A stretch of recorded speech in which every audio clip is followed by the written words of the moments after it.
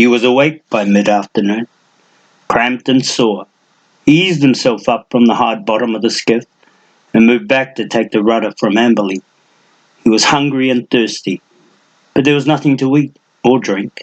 They had lost everything in their flight through the Pycon. A short time later, the channel began to narrow, and the limbs of the trees on either bank closed above them like a canopy. Shadows lengthened across the spread of the river. In the west, the sun dropped low above the wall of the rock spur, its golden light turning red with the coming of dusk. A stretch of rapids bounced the skiff wildly along the channel, but Will kept their little boat free of the rocks and straight on her course until they were clear. When the river again began to swing south on its long journey back towards the grasslands of Callahorn, the Vowman brought the skiff ashore and they disembarked. They spent the night at the base of a massive old willow several hundred yards back from the river's edge. Concealing the skiff from the brush beside the river bank, they gathered fruit and vegetables for an evening meal and set out in search of drinking water.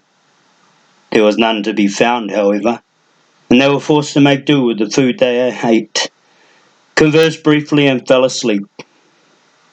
Morning dawned bright and pleasant, and Valeman and Elvingil began the hike westward to the rock spur.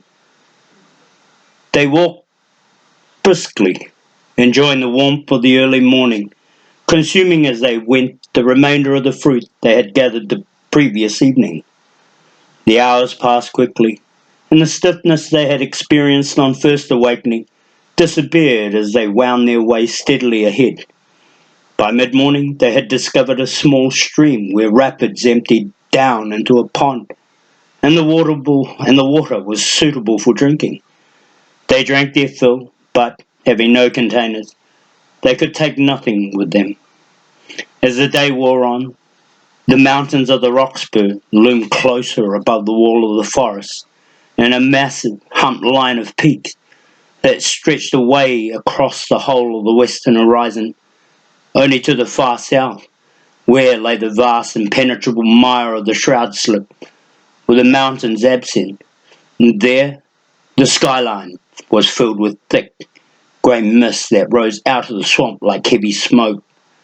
For the first time since they had escaped the Pycon, Will began to worry about where they were going. Their decision to follow the Myrmidon down to the forest bordering the mountains had seemed obvious enough, but now that they were there, he found himself wondering how they were ever going to manage a crossing of these monstrous peaks. Neither of them was familiar with this range, neither knew if there were passes that would take them safely through. Without the elven hunters to guide them, how were they going to keep from becoming hopelessly lost? By sunset, they were right up against the Roxburgh, staring upward thousands of feet at a maze of peaks that loomed one above the next and offered no sign of passage nor hint of break. Valman and Elvingil climbed out of the forest until they had reached the lower slopes of the nearest mountain. Broad, grassy pastures there were covered with brilliant bluebell and red centauries. The sun was almost gone, and they looked for a campsite. They quickly found a stream that emptied down out of the rocks at a small pond within a grove of pine. They settled in for the night.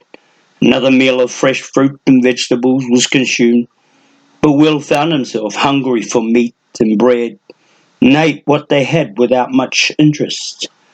A new moon and a spectacular display of stars filled the sky, bidding each other good night. They rolled themselves into their travelling cloaks and closed their eyes. Will was still wondering how they were going to get through the mountains when sleep came to him.